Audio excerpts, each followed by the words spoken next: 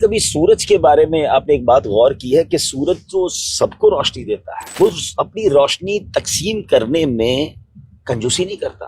پہاڑوں کو بھی روشنی دیتا ہے، باغات کو بھی روشنی دیتا ہے، سمندر کو بھی روشنی دیتا ہے، آبادیوں کو بھی روشنی دیتا ہے، بلکہ اللہ کے ماننے والوں کو بھی روشنی دیتا ہے، جو نافرمان ہے اس کو بھی روشنی دیتا ہے. لیکن جب ہماری کھڑکی بند ہوتی ہے تو ہم اس روشنی کو خود اندر آنے سے روک لیتے ہیں. لیکن اس میں سورج کی تو کوئی کمزوری نہیں نا، سورج کی سخاوت میں تو کوئی کمی نہیں. ہم دروازہ بند کر کے، ہم کھڑکی بند کر کے بعض اوقات اس روشنی سے اپنے آپ کو محروم کر لیتے ہیں.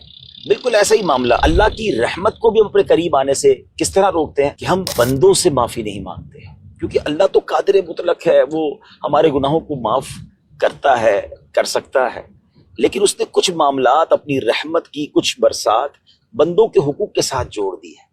وہ چاہے تو ہمارے سارے گناہ معاف کر سکتا ہے، لیکن اگر کوئی بندہ کسی بندے کی حق تلف کرتا ہے نا، تو جب تک بندہ نہ معاف کرے رب بھی معاف نہیں کرتا. ہم کبھی کبھی اکیلے میں اللہ کی بارگاہ میں آنسو بہاتے ہیں، لیکن جس بندے کا دل دکھایا ہوتا ہے، جس کے ساتھ زیادتی کی ہوتی ہے، اس سے معافی نہیں مانگتے.